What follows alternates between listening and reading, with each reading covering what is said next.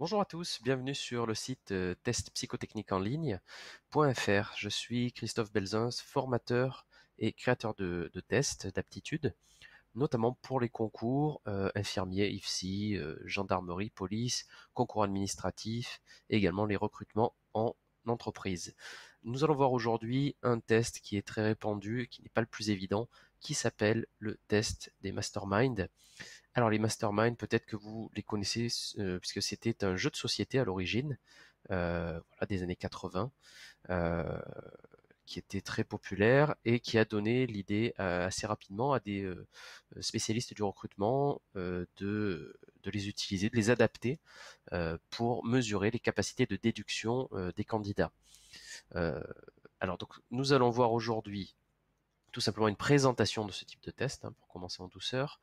Nous verrons ensuite les indices. Euh, un premier exemple qui sera assez simple à résoudre, qui vous permettra de bien comprendre les principes de base. Nous verrons un second exemple un peu plus compliqué. Et enfin quelques astuces pour résoudre facilement, enfin résoudre en tout cas un peu plus facilement ce type de test.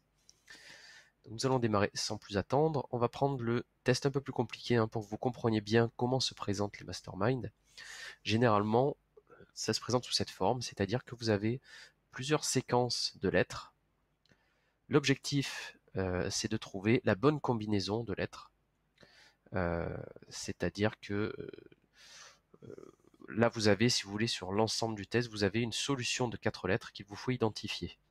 On verra tout à l'heure, avec 2 lettres, ça marche aussi, vous pouvez avoir une solution de 2 lettres. Ici, il vous faut trouver la bonne séquence de 4 lettres. Comment trouver cette séquence? À chaque ligne, par exemple A, T, X, S, à chaque ligne va correspondre plusieurs indices. Par exemple, sur cette première ligne, on voit qu'il y a une lettre bien placée et 3 lettres mal placées. Voilà. Et donc, en fonction de ces indices et en croisant les informations entre chaque ligne, le but du jeu, c'est de trouver la réponse. Alors, on va revenir à la question précédente, qui était la plus simple et qui va vous permettre vraiment de comprendre le principe de fonctionnement.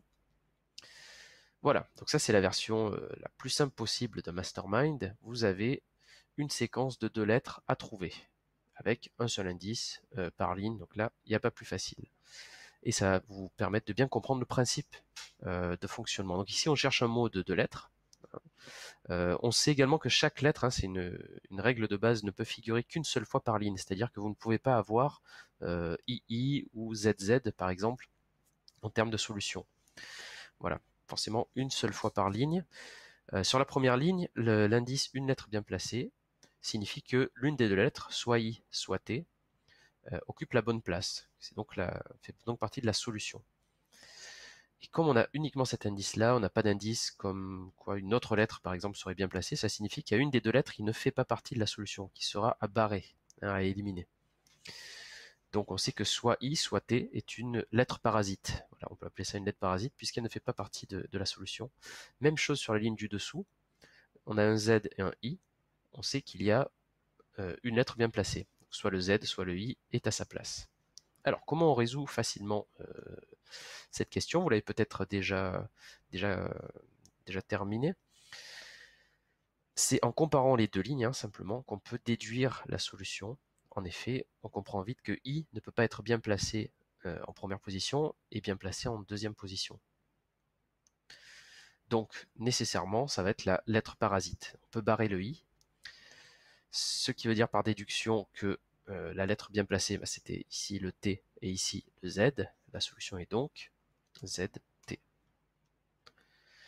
Voilà, donc j'espère que vous avez bien compris ce principe de base. On va voir ensuite le deuxième cas qu'on a entrevu tout à l'heure, qui est plus proche de ce que vous pouvez retrouver au cours d'un concours ou d'un examen. Alors, donc on a en termes d'indices un peu plus d'indications. On a cette fois-ci 3 lignes avec 4 lettres par ligne. Sur la première ligne, on sait qu'il y a une lettre bien placée et 3 lettres mal placées. Donc première chose, on va regarder justement sur quelle ligne est-ce qu'on a le plus d'indices. Donc voilà, c'est bien la première ligne sur laquelle on a le plus d'indices, puisque euh, on a là l'ensemble de la solution. On nous dit qu'il y a une lettre qui est bien placée et 3 qui sont mal placées. Ça veut dire que soit le A, soit le T, soit le X, soit le S est à sa place, et que les 3 autres font partie de la solution, même si elles ne sont pas à leur place. On peut en déduire facilement à partir de cette première ligne que tout ce qui n'est, toutes les autres lettres, autres que A, T, X et S, sont à éliminer. Voilà, donc on peut tout de suite barrer le P. Ici, vous pouvez barrer le P, ici également, et le O. Voilà. Donc déjà, on a avancé sur la solution, on sait, on connaît la bonne séquence, simplement l'ordre à définir. Donc si on regarde maintenant la dernière ligne, sur la dernière ligne, on nous indique la place du S et du X. Puisqu'on sait qu'il y a 2 lettres bien placées, premier constat, et on sait que le P et le O ne font pas partie de la solution. Donc on a le S et le X qui sont à leur place ici. On peut même l'écrire, hein. Je vous conseille de faire ça d'ailleurs sur votre brouillon, c'est-à-dire de faire comme un jeu du pendu, hein. Vous mettez 4 petits traits horizontaux. Donc première place, on ne sait pas encore, deuxième S, troisième X, quatrième, on ne sait pas encore. Voilà, ça vous aide à avancer.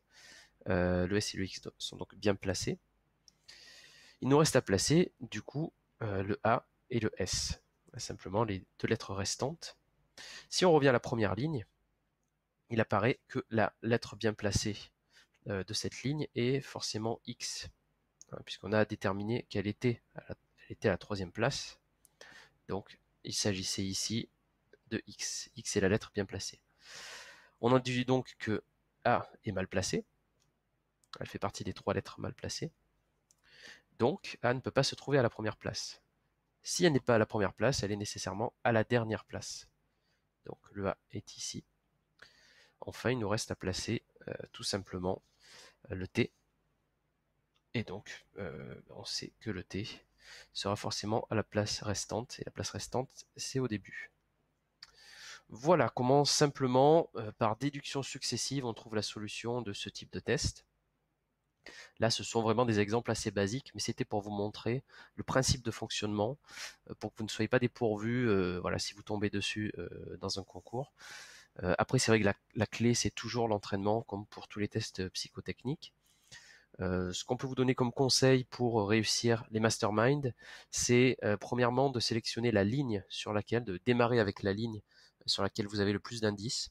Regardez si, comme ici, une ligne vous donne la composition totale, hein, c'est pas toujours le cas, de la solution. Ça vous permet tout de suite d'éliminer, de barrer sur votre brouillon les autres lettres, ce qu'on peut appeler les lettres parasites. Et ensuite, ça va être de remonter, voilà, de déduire. Faites bien sur un brouillon comme un jeu du pendu, hein, vous dessinez les 4 petits traits, puis vous remplissez au fur et à mesure, hein, avec les lettres. Ça vous permet d'avancer prudemment. Voilà, bah écoutez, il ne vous reste plus qu'à vous entraîner. On a pas mal de tests présents sur le site. N'hésitez pas à aller y faire un tour. Voilà, la difficulté est graduelle. On a aussi des tests chronométrés pour mettre un petit peu de pression, pour vous mettre en condition de concours et vous apprendre à gérer votre temps. Voilà, puis on se retrouve bientôt avec d'autres vidéos de formation sur d'autres types de tests. Bon entraînement et à bientôt!